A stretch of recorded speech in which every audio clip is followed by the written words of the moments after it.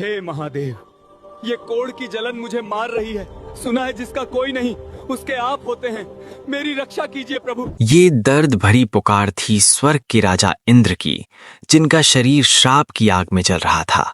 और उस आग को शांत करने के लिए महादेव ने जो शीतलता प्रदान की वो आज भी एक चमत्कार बनी हुई है।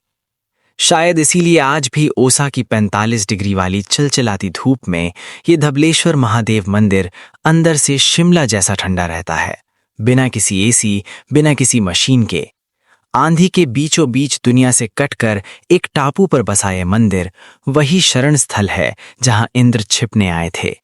यहां तक पहुंचने के लिए आपको नदी पार करनी पड़ती है, जैसे आप अपनी पुरानी दुनिया छोड़कर एक नई पवित्र दुनिया में आ रहे हों। कहानी सतयुग की है। स्वर्ग के राजा इंद्र, जिनके पास सब कुछ था, वो अपनी गलती से सब कुछ खो बैठे। इंद्रदेव ने वृत्रासुर का वध किया था, जिस वजह से उन पर ब्रह्म हत्या का सबसे घोर पाप लगा। शास्त्र कहते हैं कि इस पाप का बोझ इतना भारी था कि इंद्र का सुंदर स्वर्ण जैसा शरीर कोयले की तरह काला पड़ गया। कोढ़ और जलन से तड़पते हुए इंद्रदेव तीनों लोकों में भागे, लेकिन इस ब्रह्म हत्या की आग को कोई बुझा नहीं पाया। भागते भागते वो महानदी के इसी शांत टापू पर पहुंचे। यहाँ की हवा में उन्हें भगवान शिव की मौजूदगी महसूस हुई। इंद्र ने यहीं शिवलिंग की स्थापना की और कठोर तपस्या शुरू की। उनकी तड़प देखकर आखिरकार महादेव प्रकट हुए।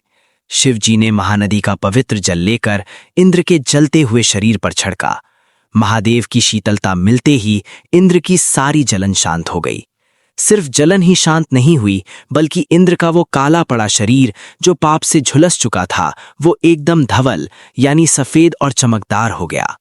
संस्कृत में धवल का अर्थ होता है सफेद, इसीलिए महादेव का नाम पड़ा धबलेश्वर, वो ईश्वर जो काले को भी सफेद कर दे।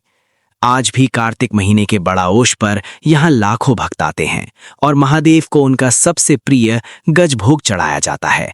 भक्त मानते हैं कि मंदिर के गर्भगृह में जो ये रहस्यमयी ठंडक है, वो पत्थरों की नहीं बल्कि भगवान शिव की उसी शक्ति का असर है जिसने इंद्र की जलन को शांत किया था।